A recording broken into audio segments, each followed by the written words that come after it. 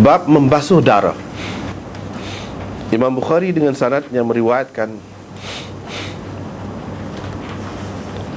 daripada Asma, katanya, ada seorang perempuan datang kepada Nabi SAW. Dia pun bertanya, apa katamu jika darah haid seseorang daripada kami, yakni kalangan perempuan, terkena kain, apa seharusnya dia lakukan? Nabi SAW bersabda, dia perlu menyental bahagian kain yang terkena darah itu, kemudian menggosoknya dengan air dan menyiramnya ataupun membasuhnya. Setelah melakukan semua yang tersebut itu, barulah dia boleh bersembahyang menggunakannya. Jadi dalam bracket tu tambahan kita lah, mana lafaz asalnya tidak gitu, tapi maksudnya mesti kena ada gitu. Dan begitulah yang tersebut di dalam syarah hadis Bukhari.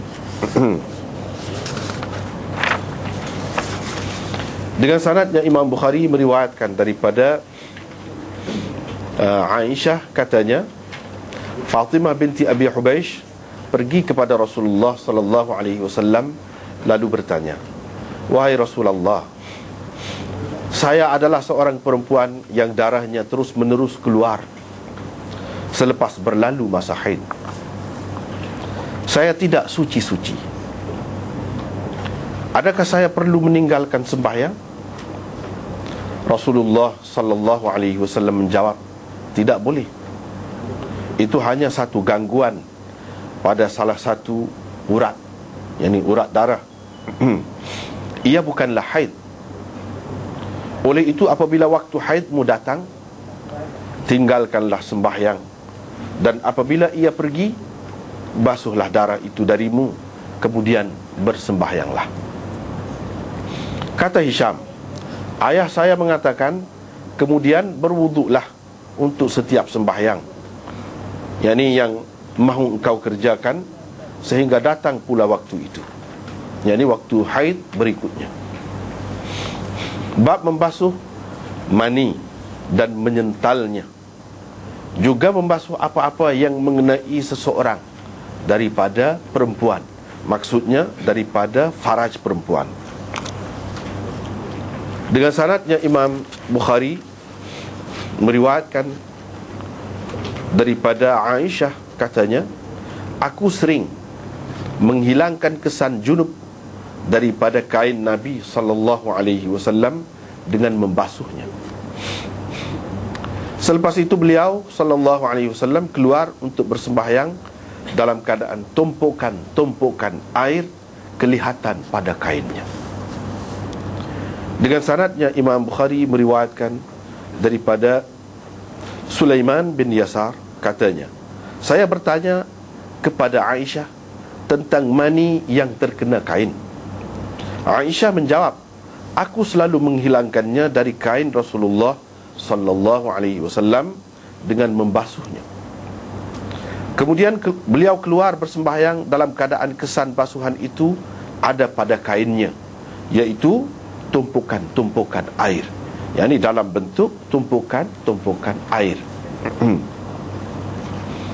Bab ke-65, jika seseorang membasuh air mani atau selainnya tetapi kesannya tidak hilang. Dengan sanadnya Imam Bukhari meriwayatkan daripada Amr bin Maimun, katanya, saya bertanya kepada Sulaiman bin Yasar tentang kain yang terkena kesan junub ataupun air mani. Beliau menjawab, Aisyah berkata, aku selalu menghilangkannya dari kain Rasulullah SAW dengan membasuhnya. Kemudian baginda SAW keluar bersembahyang dalam keadaan kelihatan bekas basuhan itu, yaitu dalam bentuk tumpukan air. Dengan sanadnya Imam Bukhari meriwayatkan daripada Aisyah bahawa beliau sering membasuh air mani pada kain Nabi SAW.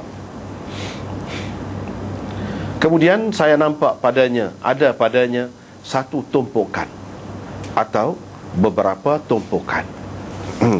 Itulah 2-3 bab yang dibaca sana. Kita tengok semula.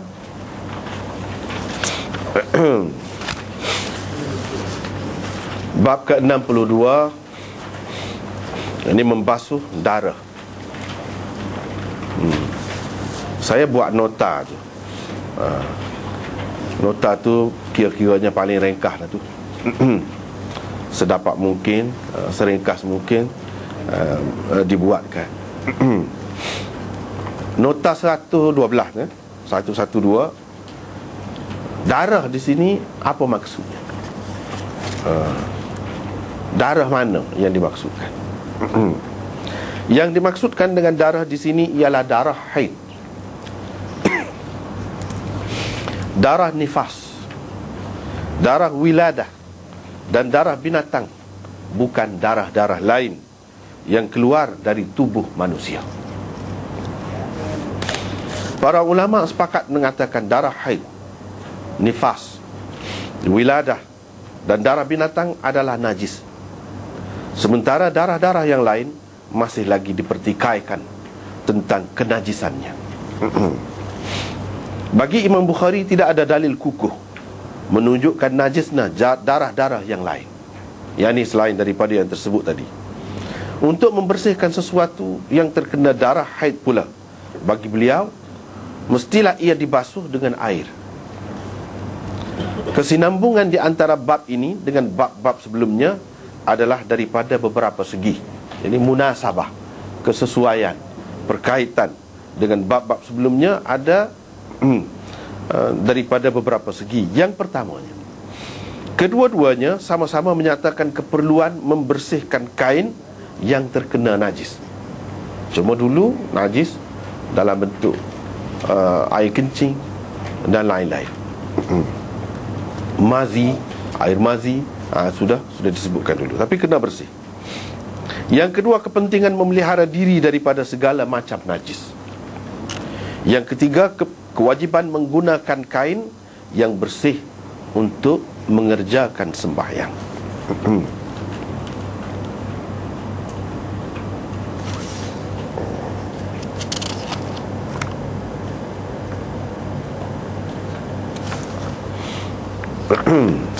Ni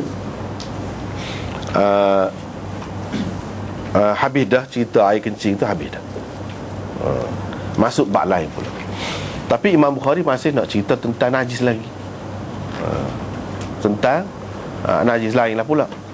Sebelum pada ni dia sudah sebut dah air mazi, air kencing, dan di sini nak sebut darah pula, hak najis.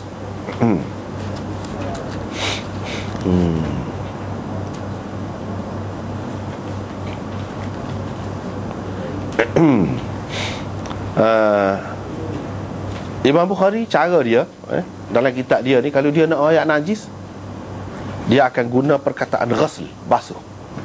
Dulu kalau, tapi tak bawa lah kan, masing-masing tak bawa ni hak dulu kan.